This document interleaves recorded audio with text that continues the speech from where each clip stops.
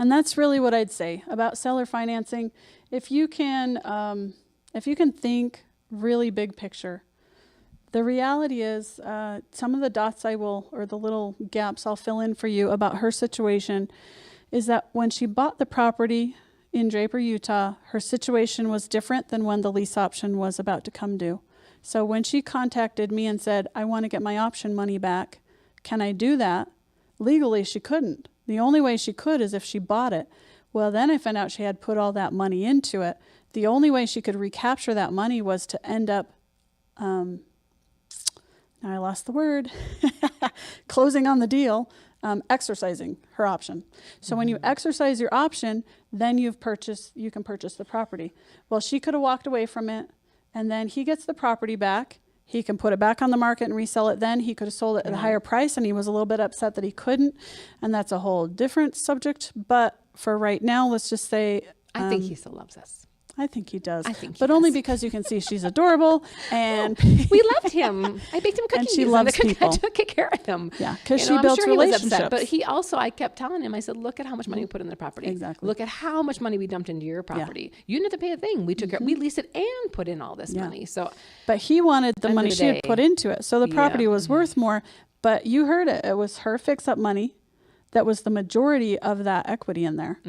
But the only way for her to recapture that equity was to be able to sell the property. Well, buy it and then sell it.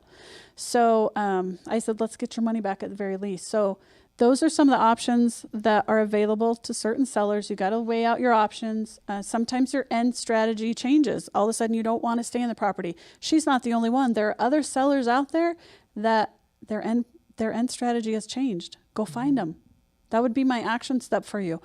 Go out and find the properties. This one was listed on the MLS.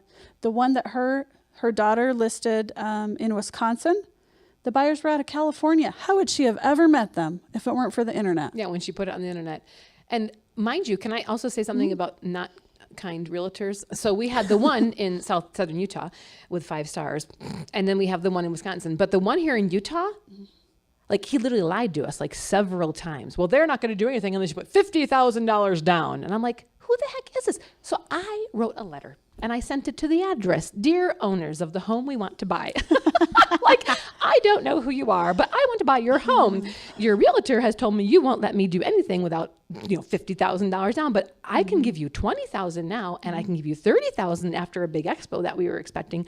And I wrote this letter. Well, then they reached out and called me. And so we had this whole relationship that realtor never had any part of. And from then on, I would never discuss anything with that realtor. I never talked to him. I didn't want to ever see him again. When he came to get the sign, I looked away. Just so I wouldn't get angry and just stay in love. Because I was like, I won't let him know that I really don't like him. Because he had lied probably 3 times. We had documented that he outright lied to us. Yep. And so we actually bypassed the realtor and went right to the seller of the property by writing a letter. Yeah. So. And you can find the sellers. Sometimes it's too much effort to track them down. If you remember from the How Do You Get Started session that we did, we were talking about how do you find property owners when they're vacant, for example. Sometimes it's just too much work to track them down, but sometimes it's not. You might get a great deal out of that. So you have to weigh out what's your time, what's your energy. But if you try hard enough, someone is on title on that property. Somebody owns that property somewhere in this world. And if you want to find them, sometimes you find them easily by mailing to the property. Sometimes you find them a little harder by talking to the neighbors and then their cousin to their whoever. But you can find them eventually.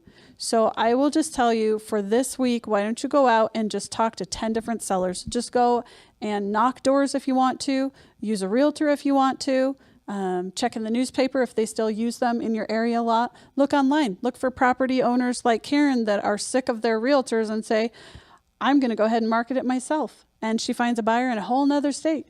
They're out there. The sellers are out there. So go find some and see what they're willing to do. We'll cover different types of seller financing through the workshops and through the webinars and the group coaching. So if you want to learn more about how to do it, and actually when you find the sellers, structure the deal. We will be talking about contracts, how to use them, which ones to use, and then how to put it all together and offer. So there's a lot more information to come, but for right now, just go get practice talking to sellers. Find out What is their situation?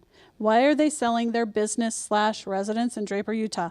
Why are they selling their church / wedding garden / house in Wisconsin?